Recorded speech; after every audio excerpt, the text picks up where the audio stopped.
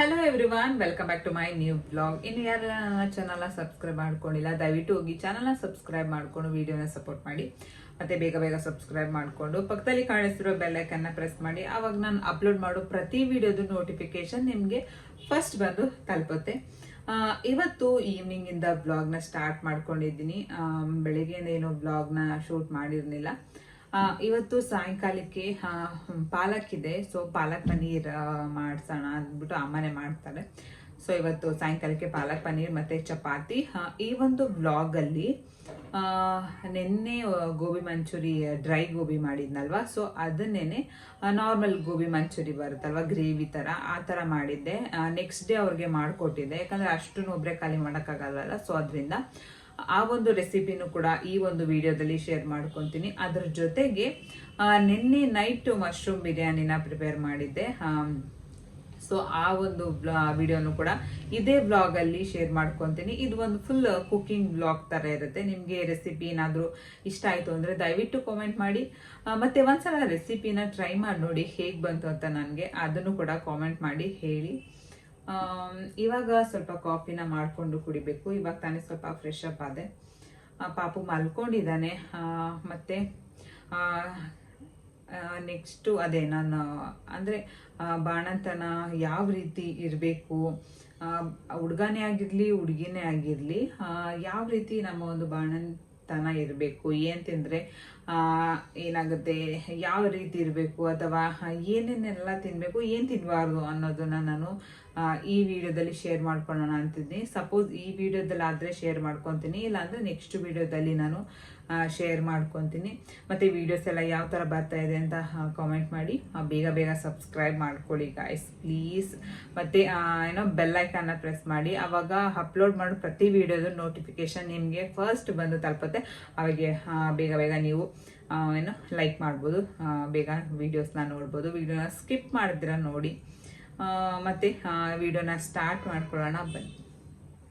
ಮತ್ತು ಇನ್ನೊಂದು ವಿಷಯ, ನನಗೆ ಜಾಸ್ತಿ ಕಾಮೆಂಟ್ ಬರೋದು ಏನು ಹಾರ್ಟ್ ಬೀಟ್ ಇಷ್ಟು ಅಂತಂದರೆ ಯಾವ ಬೇಬಿ ಹೇಳಿ 150 ಇದೆ, 156 ಇದೆ ಅಂತ ಕಾಮೆಂಟ್ ಬರುತ್ತೆ. ಯಾವಾಗ್ಲೂ ಅಷ್ಟೇ ಸ್ಟಾರ್ಟಿಂಗ್ ಮಂತಲ್ಲಿ ನಮಗೆ ಗೊತ್ತಾಗೋದಿಲ್ಲ. ಡೆಲಿವರಿಗೆ ಹತ್ತತ್ರ ಬಂದವಾಗ ಏನು ಹಾರ್ಟ್ ಬೀಟು ಇರುತ್ತೆ ನೋಡಿ, ಆವಾಗ ನಾವು ಸ್ವಲ್ಪ ಅಂದರೆ ಗೆಸ್ ಮಾಡ್ಬೋದು. ಇವಾಗೆಲ್ಲ 4-5 ಮಂತ್ 7 ಮಂತ್ ತನಕನೂ ಏನೂ ಹೇಳೋಕ್ಕಾಗೋದಿಲ್ಲ. ಸ್ಟಾರ್ಟಿಂಗು ವೇರಿ ಆಗ್ತಾ ಎಂಡ್ ತನಕನೂ ವೇರಿ ಆಗ್ತಾನೆ ಬರುತ್ತೆ. ಅದು 1 ಸೆಕೆಂಡ್ ಇದ್ದಂಗೆ ಹಾರ್ಟ್ ಬೀಟು ಇನ್ನೊಂದು ಸೆಕೆಂಡ್ ಇರೋದಿಲ್ಲ, ಅದು ಚೇಂಜ್ ಆಗ್ತಾ ಬರುತ್ತೆ. ಬಟ್ ನಮಗೆ ಡೆಲಿವರಿ ಹತ್ತತ್ರ ಬಂದವಾಗ ಇನ್ನೇನು 9 ಮಂತ್ ಆ ಥರ ಬಂದಾಗ ನಮ್ಮ ಹಾರ್ಟ್ ಬೀಟ್ ಏನಾದರೂ ಕಡಿಮೆ ಆಯಿತು ಅಂತಂದರೆ ಮಾತ್ರ ಪಕ್ಕ ಬೇಬಿ ಬಾಯ್ ಅಂತ ಅರ್ಥ. ಇವಾಗೆಲ್ಲ ಅದು ಯಾವುದು ಅಂತ ನಾವು ಕನ್ಸಿಡರ್ ಮಾಡೋದಕ್ಕೆ ಆಗೋದಿಲ್ಲ. ದಿನಕ್ಕೆ ಒಂದ್ಸಲ ಆದರೂ ನಾವು ಕೂಮ್ ಮಾಡಬೇಕಾಗಿರುತ್ತೆ. ಇಲ್ಲ ಅಂತಂದರೆ ಏರ್ ಫಾಲ್ ಆಗೋಕ್ಕೆ ಇದು ಒಂದು ರೀಸನ್ ಅಂತಲೇ ಹೇಳ್ಬೋದು. ನೀಟಾಗಿ ದಪ್ಪದು ಕೂಮ್ ಬರುತ್ತೆ ನೋಡಿ, ಅದನ್ನು ತಗೊಂಡು ಸ್ಕ್ಯಾಲ್ಪಿಗೆ ಟಚ್ ಆಗೋ ಥರ ನೀಟಾಗಿ ಕೂಮ್ ಮಾಡಬೇಕು. ಆವಾಗ ಏರ್ ಗ್ರೋತ್ ಆಗೋಕ್ಕೂ ಕೂಡ ಹೆಲ್ಪ್ ಮಾಡುತ್ತೆ. ಇಲ್ಲ ಅಂತಂದರೆ ಹೆಂಗೆ ಬೇಕಂಗೆ ಆ ಥರ ಬಾಚೋದು ಈ ಥರ ಎಲ್ಲ ಆದಾಗ ಹೇರು ಕೂಡ ಡ್ಯಾಮೇಜ್ ಆಗೋ ಚಾನ್ಸಸ್ ಇರುತ್ತೆ. ಸೊ ಅದರಿಂದ ಯಾವಾಗಲೂ ನೀಟಾಗಿ ಕೂಮ್ ಮಾಡಬೇಕಾಗಿರುತ್ತೆ. ಸೊ ಮಲ್ಕೋಬೇಕಾದ್ರೆ ಜಡೆನ ಹಾಕ್ಕೊಂಡು ಫ್ರೀ ಆಗಿ, ತುಂಬ ಟೈಟ್ ಆಗಲ್ಲ, ಮೀಡಿಯಮ್ ಆಗಿ ಜಡೆ ಹಾಕ್ಕೊಂಡು ಮಲ್ಕೊಳ್ಳೋದ್ರಿಂದ ಹೇರ್ ಗ್ರೋತ್ಗೂ ಕೂಡ ಹೆಲ್ಪ್ ಆಗುತ್ತೆ. ಮತ್ತು ರೂಮು ತುಂಬಾ ಗಲೀಜಾಗಿಬಿಟ್ಟಿತ್ತು. ಎಷ್ಟು ಕ್ಲೀನ್ ಮಾಡಿಕೊಂಡ್ರೂ ಇದೇ ಹಿಂಗೆ ಆಗಿಬಿಡ್ತಾ ಇರುತ್ತೆ. ಬಟ್ಟೆಗಳದೇ ಒಂದು ಎಷ್ಟು ಕ್ಲೀನ್ ಮಾಡಿದ್ರೂ ಮತ್ತೆ ಪದೇ ಅದೇ ಥರ ಆಗ್ತಾ ಇರುತ್ತೆ. ಸರಿ, ಇವತ್ತು ಎಲ್ಲ ಕ್ಲೀನ್ ಮಾಡ್ಕೊಳ್ಳೋಣ ಸ್ವಲ್ಪ ಅಂತ ಅಂದ್ಬಿಟ್ಟು ಕ್ಲೀನ್ ಮಾಡ್ಕೊತಾ ಇದ್ದೀನಿ. ಒಂದು ಸ್ವಲ್ಪ ಬೇಡದೇ ಇರೋ ಬಟ್ಟೆಗಳೆಲ್ಲ ಎತ್ತಿಟ್ಬಿಟ್ಟು ಬೇಕಾಗಿರುವಂಥದ್ದನ್ನು ಎತ್ತಿ ಇಟ್ಕೊತಾ ಇದ್ದೀನಿ. ಚಡ್ಡಿ ಗಿಡ್ಡಿ ಅದು ಇದು ಅಂದ್ಕೊಂಡು ತುಂಬಾ ಆಗಿಬಿಟ್ಟಿತ್ತು. ಇವಾಗ ನೋಡ್ಬೋದು ಎಷ್ಟು ನೀಟಾಗಿ ಕಾಣಿಸ್ತಾ ಇದೆ ಅಂತ ಅಂದ್ಬಿಟ್ಟು. ಹೇಗೆ ಕ್ಲೀನ್ ಮಾಡಿದ್ದೀನಿ, ಚೆನ್ನಾಗಿ ಕ್ಲೀನ್ ಮಾಡಿದ್ದೀನಿ ಅಂತ ಕಾಮೆಂಟ್ ಮಾಡಿ. ಕ್ಲೀನ್ ಎಲ್ಲ ಮಾಡಿ ಒಂದು ಸ್ವಲ್ಪ ರೂಮ್ ಫ್ರೆಶ್ನರ್ನ ಹಾಕಿದೆ, ಸ್ವಲ್ಪ ಗಮ್ಮನ್ಲಿ ಅಂತಂದ್ಬಿಟ್ಟು. ಯಾಕಂತಂದರೆ ಪಾಪು ಯೂರಿನೆಲ್ಲ ಮಾಡ್ತಾನಲ್ಲ. ಸೊ ಪಾಪುಗೆ ತಲೆಗೆ ಪಿಲ್ಲೋನ ತರಿಸ್ಕೊಂಡಿದ್ದೆ. ಒಂದು ವಿಡಿಯೋದಲ್ಲಿ ನಾನು ಇದನ್ನು ಶೇರ್ ಮಾಡಿದ್ದೆ, ಬಟ್ ಇದ್ರ ಮೇಲೆ ಅವನು ಮಲ್ಕೊಳ್ಳೋದಿಲ್ಲ. ಸೊ ಅದರಿಂದ ನಾನೇನು ಮಾಡಿದೆ, ಇದನ್ನು ಏನೋ ಸಿಂಬಿನ ಮಾಡ್ಕೊಂಡಿದ್ದೀನಿ. ಇದು ಎಷ್ಟು ಜನಕ್ಕೆ ಮಾಡುತ್ತೆ ಬರುತ್ತೆ ಏನೋ ಗೊತ್ತಿಲ್ಲ. ಇದು ತುಂಬಾ ಈಸಿಯಾಗಿ ಮಾಡ್ಕೊಳ್ಳೋದು. ಯಾವುದಾದ್ರೂ ಒಂದು ಕಾಟನ್ ಬಟ್ಟೆಯಲ್ಲಿ ಮಾಡ್ಕೊಳ್ಳೋದು ಈ ಥರ. ಇದು ಮೊದಲೆಲ್ಲ ಹಳೆ ಕಾಲದವರಲ್ಲ, ನಾರ್ಮಲ್ ಆಗಿ ಹಳ್ಳಿ ಕಡೆ ನೀರೆಲ್ಲ ತರಬೇಕಾದ್ರೆ ತಲೆ ಮೇಲೆ ಸಿಂಬಿನ ಹಾಕ್ಕೊಂಡು ತಗೊಬರ್ತಾರೆ. ಎಷ್ಟು ಜನಕ್ಕೆ ಗೊತ್ತು ಕಾಮೆಂಟ್ ಮಾಡಿ. ಈ ಥರ ಒಂದು ಬಟ್ಟೆನ ನಾನು ತೊಗೊಂಡಿದ್ದೀನಿ. ಇದು ಒಂದು ಮಾರಷ್ಟಿದೆ. ಇದು ಜಾಸ್ತಿ ಅಗಲ ಇರಬಾರ್ದು, ಒಂದು ಸ್ವಲ್ಪ ಒಂದಿಷ್ಟು ಅಗಲ ಇದ್ದರೆ ಸಾಕಾಗುತ್ತೆ. ನೋಡಿ ಈ ಥರ ಕಟ್ ಮಾಡ್ಕೊಂಡಿದ್ದೀನಿ. ಲೆಂತ್ ಇರ್ಬೋದು ಮತ್ತು ಅಗಲ ಇರಬಾರ್ದು ಅಷ್ಟೇ. ಲೆಂತ್ ಇದ್ದರೆ ಪರವಾಗಿಲ್ಲ, ಅಗಲ ಇದ್ದರೆ ದಪ್ಪ ಆಗಿಬಿಡುತ್ತೆ, ಅದು ಅಷ್ಟಾಗಿ ಚೆನ್ನಾಗಿರೋದಿಲ್ಲ. ಸೊ ಇದನ್ನು ಫಸ್ಟು ಹಿಂಗೆ ತೊಗೊಂಡು ಒಂದು ಸ್ವಲ್ಪ ನಿಮ್ಮ ಪಾಪು ಹೆಡ್ಡಿಗೆ ಎಷ್ಟು ದಪ್ಪ ಇದೆ ಅದ್ರ ಮೇಲೆ ನೀವು ನೋಡ್ಕೊಂಡು ಹಾಕ್ಕೊಳ್ಳಿ. ನಾನು ಒಂದು ಇಷ್ಟು ಮಾಡ್ಕೊಳ್ಳೋಣ ಅಂತ ಇದ್ದೀನಿ. ಎಷ್ಟು ಇದನ್ನು ಇಲ್ಲಿ ಹಿಂಗೆ ಹಾಕಿ ನೆಕ್ಸ್ಟ್ ಇಲ್ಲಿ ಟರ್ನ್ ಮಾಡಬೇಕು ಫುಲ್ಲು. ಇದು ಎಷ್ಟು ತನಕ ಬರುತ್ತೆ ಅಷ್ಟು ಈ ಥರ ಸುತ್ತಕೊಂಡು ಬರಬೇಕಾಗುತ್ತೆ.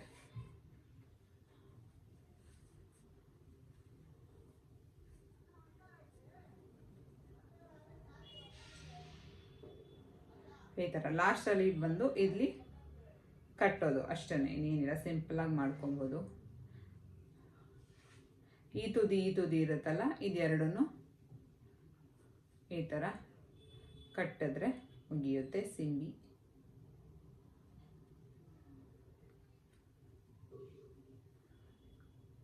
ನೋಡ್ಬೋದು ಚೆನ್ನಾಗಾಯ್ತು ಅಂತ.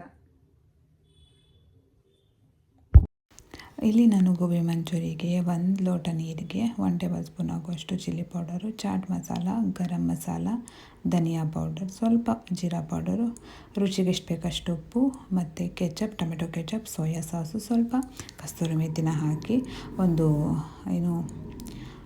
ಮಸಾಲ ಥರ ರೆಡಿ ಮಾಡಿ ಇಟ್ಕೊಂಡಿದ್ದೀನಿ. ಇವಾಗ ಒಂದು ಪಾತ್ರೆಗೆ ಒಂದು ಸ್ವಲ್ಪ ಎಣ್ಣೆನ ಹಾಕಿ ಅದೊಂಚೂರು ಬಿಸಿ ಆದಮೇಲೆ ಈರುಳ್ಳಿನ ಹಾಕ್ಕೊಂಡಿದ್ದೀನಿ. ಈರುಳ್ಳಿನ ತುಂಬ ಜಾಸ್ತಿ ಫ್ರೈ ಮಾಡೋಕ್ಕೆ ಹೋಗಬಾರ್ದು, ಒಂದು 50% ಬೆಂದರೆ ಸಾಕಾಗುತ್ತೆ. ಗೋಬಿ ಮಂಚೂರಿ ಯಾವಾಗಲೂ ಕ್ರಂಚಿ ಆಗಿದ್ದರೆ ಟೇಸ್ಟಿಯಾಗಿರುತ್ತೆ. ಇವಾಗ ನಾನು ಒಂಥರ ಪ್ಯೂರಿ ಥರ ರೆಡಿ ಮಾಡಿ ಇಟ್ಕೊಂಡಿದ್ನಲ್ವ, ಅದನ್ನು ಹಾಕ್ತಾಯಿದ್ದೀನಿ. ಇದನ್ನು ಹಾಕಿ ಒಂದು 2 ನಿಮಿಷ ಸ್ವಲ್ಪ ಗಟ್ಟಿ ಬರ್ತಾಯಿದೆ ಅನ್ನುವಾಗ ನಾನು ಬೇಬಿ ಕಾರ್ನು ಫ್ರೈ ಮಾಡಿಟ್ಟಿದ್ನಲ್ವ ಅದನ್ನು ಹಾಕ್ಕೊತಾ ಇದ್ದೀನಿ. ಹಾಕ್ಬಿಟ್ಟು ನೀಟಾಗಿ ಒಂದು ಒಳ್ಳೆ ಮಿಕ್ಸ್ ಕೊಟ್ಟು ಒಂದು 2-3 ನಿಮಿಷ ಚೆನ್ನಾಗಿ ಕುದಿಸಿದ್ರೆ ಆಯಿತು. ತುಂಬಾ ಟೇಸ್ಟಿಯಾಗಿರುತ್ತೆ. ನಾವು ಔಟ್ಸೈಡು ತೊಗೊಂಡು ಬರ್ತೀವಲ್ವ ಅದೇ ಥರ ಟೇಸ್ಟ್ ಇರುತ್ತೆ. ಬೇಕಂದರೆ ಇದಕ್ಕೆ ಸ್ವಲ್ಪ ಪೆಪ್ಪರ್ನ ಹಾಕ್ಕೋಬೋದು, ಇಲ್ಲ ಅಂತಂದರೆ ಸ್ಕಿಪ್ ಮಾಡ್ಕೊಬೋದು. ಕ್ಯಾಪ್ಸಿಕಮ್ ಇದ್ದರೆ ಕ್ಯಾಪ್ಸಿಕಮ್ ಹಾಕ್ಕೋಬೋದಾಗಿತ್ತು, ಬಟ್ ಕ್ಯಾಪ್ಸಿಕಮ್ ಖಾಲಿ ಆಗಿತ್ತಲ್ವ, ಸೊ ಅದರಿಂದ ನಾನು ಹಾಕೋಕ್ಕೆ ಹೋಗಿಲ್ಲ. ಹಿಂಗೇ ಮಾಡ್ಕೊಂಡಿದ್ದೀನಿ. ನಿಜವಾಗ್ಲೂ ತುಂಬಾ ಟೇಸ್ಟಿಯಾಗಿ ಬಂದಿತ್ತಂತೆ. ಸೊ ಈ ಥರ ಕಾಣಿಸ್ತಾ ಇದೆ, ನೋಡಿದ್ರೇ ಗೊತ್ತಾಗುತ್ತೆ ಎಷ್ಟು ಚೆನ್ನಾಗಿ ಬಂದಿದೆ ಅಂತಂದ್ಬಿಟ್ಟು. ಇದು ಮತ್ತು ಅವತ್ತು ಸಾಯಂಕಾಲ ಮಶ್ರೂಮ್ ಬಿರಿಯಾನಿನ ಪ್ರಿಪೇರ್ ಮಾಡೋಕ್ಕೆ ಒಂದು ಅರ್ಧ ಈರುಳ್ಳಿನ ತೊಗೊಂಡಿದ್ದೀನಿ, ಒಂದು 4 ಹಸಿಮೆಣ್ಸಿನ್ಕಾಯಿ ತೊಗೊಂಡಿದ್ದೀನಿ, ಮತ್ತು 1-2 ಚಿಕ್ಕ ಟೊಮೆಟೊನ ತೊಗೊಂಡಿದ್ದೀನಿ. ನೋಡಿಕೊಂಡು ನೀವು ಮಾಡ್ಕೋಬೇಕಾಗತ್ತೆ. ನಾನು ಮಾಡ್ತಾ ಇರೋದು ಒಂದು 3 ಜನಕ್ಕಾಗುವಷ್ಟು ನಾನು ತೊಗೊಂಡಿದ್ದೀನಿ. ಸ್ವಲ್ಪ ಪುದೀನ ಸೊಪ್ಪು, ಕೊತ್ತಂಬರಿ ಸೊಪ್ಪು ತೊಗೊಂಡು ಇದಿಷ್ಟನ್ನು ಚೆನ್ನಾಗಿ ರುಬ್ಕೋಬೇಕಾಗಿರುತ್ತೆ, ನುಣ್ಣಗೆ ರುಬ್ಕೋಬೇಕು. ನಾನು ಬೆಳ್ಳುಳ್ಳಿ ಶುಂಠಿ ಪೇಸ್ಟ್ನ ಒಗ್ಗರಣೆಗೆ ಹಾಕ್ಕೊತಾ ಇದ್ದೀನಿ. ಅದೇನಾದರೂ ಬೆಳ್ಳುಳ್ಳಿ ಶುಂಠಿ ಪೇಸ್ಟು ಇಲ್ಲ ಅಂತಂದರೆ ನೀವು ರುಬ್ಬೋದಕ್ಕೇ ಬೆಳ್ಳುಳ್ಳಿ ಮತ್ತು ಶುಂಠಿನ ಹಾಕ್ಕೊಂಡು ರುಬ್ಕೊಬೋದು. ಇವಾಗ ಕುಕ್ಕರ್ಗೆ ಸ್ವಲ್ಪ ಎಣ್ಣೆ, ತುಪ್ಪ, ಪಲಾವ್ ಸ್ಪೈಸಸ್ನ ಹಾಕ್ಕೊಂಡಿದ್ದೀನಿ. ಯಾವುದ್ಯಾವುದಿದೆ ಅದನ್ನೆಲ್ಲ ಹಾಕ್ಕೊಬೋದು. ಮತ್ತು ಸ್ವಲ್ಪ ಕರಿಬೇವು, ಈರುಳ್ಳಿನ ಹಾಕಿ ಮತ್ತು 1 ಟೇಬಲ್ ಸ್ಪೂನ್ ಆಗುವಷ್ಟು ಬೆಳ್ಳುಳ್ಳಿ ಶುಂಠಿ ಪೇಸ್ಟು, ಟೊಮೆಟೊ ಹಾಕಿ ಚೆನ್ನಾಗಿ ಫ್ರೈ ಮಾಡಿಕೊಂಡು ರುಬ್ಕೊಂಡಿದ್ನಲ್ವ ಅದನ್ನು ಕೂಡ ಸೇರಿಸ್ಕೊಂಡು ಎಣ್ಣೆ ಬಿಟ್ಕೊಳ್ಳೋ ತನಕ ನಾವು ಚೆನ್ನಾಗಿ ಫ್ರೈ ಮಾಡ್ಕೋಬೇಕಾಗಿರುತ್ತೆ. ಇದಕ್ಕೆ ಸ್ವಲ್ಪ ಅರಿಶಿನ, ಚಿಲ್ಲಿ ಪೌಡರ್, ಧನಿಯಾ ಪೌಡರ್ ಮತ್ತು ಗರಂ ಮಸಾಲ, ರುಚಿಗೆ ಎಷ್ಟು ಬೇಕಷ್ಟು ಉಪ್ಪು ಹಾಕಿ ಚೆನ್ನಾಗಿ ಕುದಿಸ್ಕೊಬೇಕು. ಮತ್ತು ಮಶ್ರೂಮ್ನ ಹಾಕಿ ಅದನ್ನು ಕೂಡ ಚೆನ್ನಾಗಿ ಮಿಕ್ಸ್ ಮಾಡಿಕೊಂಡು ಒಂದು 5 ನಿಮಿಷ ಕುದಿಸ್ಬೇಕಾಗತ್ತೆ. ಎಣ್ಣೆ ಬಿಟ್ಕೊಳ್ಳೋ ತನಕ ಯಾವಾಗಲೂ ಫ್ರೈ ಮಾಡಿಕೊಂಡ್ರೆ ಟೇಸ್ಟು ಕೂಡ ತುಂಬಾ ಚೆನ್ನಾಗಿ ಬರುತ್ತೆ. ಇದಕ್ಕೆ ನೀರು ಎಷ್ಟು ಬೇಕಷ್ಟು ನೀರನ್ನ ಸೇರಿಸ್ಕೊಳ್ಳಿ. ಇಲ್ಲಿ ನಾನು 2.5 ಕಪ್ಪು ಮೀಡಿಯಮ್ ಕಪ್ಪಲ್ಲಿ ಅಕ್ಕಿ ತೊಗೊಂಡಿದ್ದಲ್ವ, ಅದಕ್ಕೆ 3 ಕಪ್ ಹಾಕ್ಕೊಂಡಿದ್ದೀನಿ.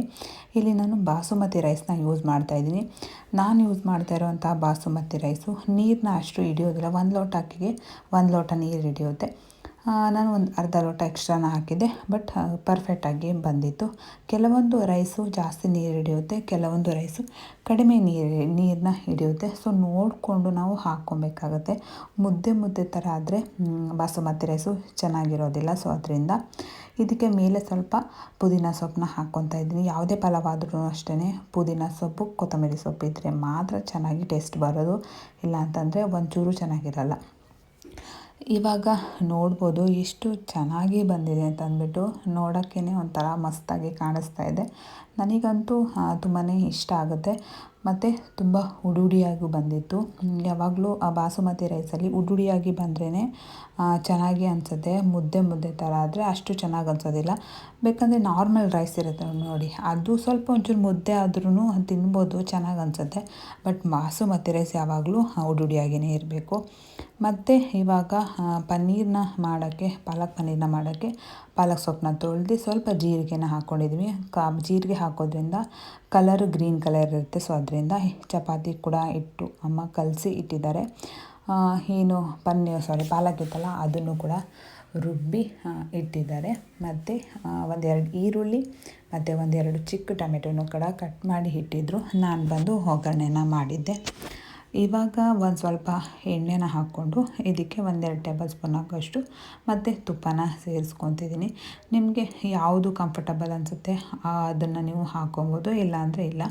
ಇದಕ್ಕೆ 1-2 ಪೀಸ್ ಚಕ್ಕೆ ಮತ್ತು 5 ಲವಂಗನ ಸೇರಿಸ್ಕೊಂಡಿದ್ದೀನಿ. ಅದೊಂಚೂರು ಬಿಸಿ ಆದಮೇಲೆ, ಫ್ಲೇವರ್ ಬಂದಮೇಲೆ ಇಲ್ಲಿ ನಾನು 1-2 ಈರುಳ್ಳಿನ ಹಾಕ್ಕೊಂಡು ಚೆನ್ನಾಗಿ ಬಾಡಿಸ್ಕೊತಾ ಇದ್ದೀನಿ.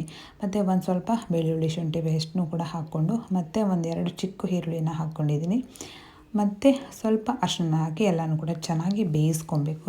ಎಷ್ಟು ಚೆನ್ನಾಗಿ ಬೆಂದಿರುತ್ತೆ ಅಷ್ಟು ರುಚಿ ಬರುತ್ತೆ ಯಾವುದೇ ಅಡುಗೆ ಆದ್ರೂ ಅಷ್ಟೇ. ನಾನು ಆವಾಗಲೇ ಪಾಲಕ್ನ ರುಬ್ಕೊಂಡಿದ್ದಲ್ವ, ಅದನ್ನು ಹಾಕಿ ನೀರೆಷ್ಟು ಬೇಕು ಅಷ್ಟನ್ನು ನೋಡಿಕೊಂಡು ಸೇರಿಸ್ಕೋಬೇಕು. ಮತ್ತು ಇದಕ್ಕೆ ಮಸಾಲೆ ಸ್ವಲ್ಪ ಚಿಲ್ಲಿ ಪೌಡರ್, ಧನಿಯಾ ಪೌಡರ್, ಗರಂ ಮಸಾಲ, ರುಚಿಗೆ ಎಷ್ಟು ಬೇಕಷ್ಟು ಉಪ್ಪು ಹಾಕಿ ಒಂದು 5 ನಿಮಿಷ ಚೆನ್ನಾಗಿ ಬೇಯಿಸ್ಕೋಬೇಕು. ಅದನ್ನು ಹಸಿ ವಾಸನೆ ಹೋಗೋ ತನಕ. ಮತ್ತು ಲಿಡ್ನ ಓಪನ್ ಮಾಡಿ ಪನ್ನೀರನ್ನ ಕ್ಯೂಬ್ಸ್ ಆಗಿ ಕಟ್ ಮಾಡಿಕೊಂಡು ಸೇರಿಸ್ಕೊತಾ ಇದ್ದೀನಿ. ಇದನ್ನು ಕೂಡ ಅಷ್ಟೇ ಒಂದು 5 ನಿಮಿಷ ಬೇಯಿಸ್ಕೊಂಡ್ರೆ ರೆಡಿಯಾಗಿ ಹೋಗುತ್ತೆ. ಈ ಕಡೆ ಚಪಾತಿನೂ ಕೂಡ ರೆಡಿ ಆಯಿತು. ಇದನ್ನು ಕೂಡ ಬೇಯಿಸ್ಕೊತಾ ಇದ್ದೀನಿ. ಮತ್ತು ಯಾಕೋ ನನಗೆ ಬೆಳಗ್ಗೆ ನಾನು ಸ್ವಲ್ಪ ಹೊಟ್ಟೆ ನೋವು ಆಗ್ತಾಯಿತ್ತು. ಸೊ ಅದರಿಂದ ಕಾಲನ್ನ ತೊಡ್ಸ್ಕೊಳ್ಳೋಣ ಅಂತಂದ್ಬಿಟ್ಟು ಇಲ್ಲಿ ಚಾಕುನ ಕಾಯೋಕ್ಕೆ ಇಟ್ಟಿದ್ದೆ. ಸೊ ಎಷ್ಟು ಜನಕ್ಕೆ ಗೊತ್ತು ಇದು ಕಾಮೆಂಟ್ ಮಾಡಿ. ನಮ್ಮ ಕಡೆ ಎಲ್ಲ ಇದನ್ನು ಮಾಡ್ತಾರೆ. ಹೊಟ್ಟೆ ನೋಯ್ತಾ ಇದೆ ಅಂತ ಅಂದಾಗ ಕಾಲು ಸುಡಿಸ್ಕೊತಾರೆ. ಆವಾಗ ಹೊಟ್ಟೆ ನೋವು ಕಡಿಮೆ ಆಗುತ್ತೆ. ಇದನ್ನು ಎಷ್ಟರ ಮಟ್ಟಿಗೆ ನಂಬ್ತಿರೋ ಬಿಡ್ತಿರೋ ಗೊತ್ತಿಲ್ಲ. ಬಟ್ ನಮ್ಮ ಮನೇಲಿ ಏನಾದರೂ ಹೊಟ್ಟೆಗಿಟ್ಟೆ ನೋವು ಬಂತು ಅಂದಾಗ ನಾವು ಇದೇ ಥರ ಮಾಡೋದು. ಬಟ್ ಇದು ನಮಗೆ ರಿಸಲ್ಟ್ ಕೊಡುತ್ತೆ. ಸೊ ಅದರಿಂದ ನಾವು ಇದನ್ನು ಫಾಲೋ ಮಾಡ್ತೀವಿ. ಊರ ಕಡೆ ಎಲ್ಲ ಆದರೆ ಮಚ್ಚೆಲ್ಲ ಬರುತ್ತೆ ನೋಡಿ, ಅದನ್ನು ಇಕ್ತೀವಿ. ಬಟ್ ಇಲ್ಲಿ ಮಚ್ಚೆಲ್ಲ ಮತ್ತು ಕುಡುಗೋಲೆಲ್ಲ ಬರುತ್ತೆ ನೋಡಿ, ಅದನ್ನು ಇಟ್ಬಿಟ್ಟು ಒಲೆಯಲ್ಲೆಲ್ಲ ಇಟ್ಟು ಕಾಯಿಸ್ತಾ ಇದ್ವಿ. ಬಟ್ ಇಲ್ಲಿ ಅದ್ಯಾವುದೂ ಇಲ್ಲ. ಸೊ ಅದರಿಂದ ಚಾಕು ಬರುತ್ತೆ ನೋಡಿ, ಅದನ್ನು ಇಟ್ಟು ಅದು ಚೆನ್ನಾಗಿ ಕೆಂಪಗಾಗಬೇಕು. ಅಲ್ಲಿ ತನಕ ಸ್ವಲ್ಪ ಬಿಸಿನ ಮಾಡ್ಕೊಬೇಕು. ಇದನ್ನು ಊಟಕ್ಕಿಂತ ಮುಂಚೆ ನಾವು ಮಾಡ್ಕೋಬೇಕಾಗತ್ತೆ. ನೋಡ್ಬೋದು ಯಾವ ಥರ ಕೆಂಪಗಾಗಿದೆ ಅಂತ. ಆ ಥರ ಕೆಂಪಗೆ ಮಾಡ್ಕೊಬೇಕು. ತುಂಬ ಜಾಸ್ತಿ ಜೋರಾಗಿ ಗಟ್ಟಿಯಾಗಿ ಪ್ರೆಸ್ ಮಾಡಬಾರ್ದು. ಕಾಲಿಗೆ ಇಂಟು ಬರುತ್ತೆ ನೋಡಿ, ಆ ಥರ ಹಾಕ್ಕೊಬೇಕು ನಾವು.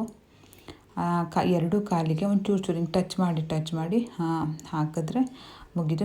ನಾವು ಹಾಕ್ಕೊಳ್ಳೋದ್ಕಿಂತ ಬೇರೆಯವರು ಹಾಕಿದ್ರೆ ಬೇಗನೆ ಹೊಟ್ಟೆ ನೋವೆಲ್ಲ ಕಡಿಮೆ ಆಗುತ್ತೆ.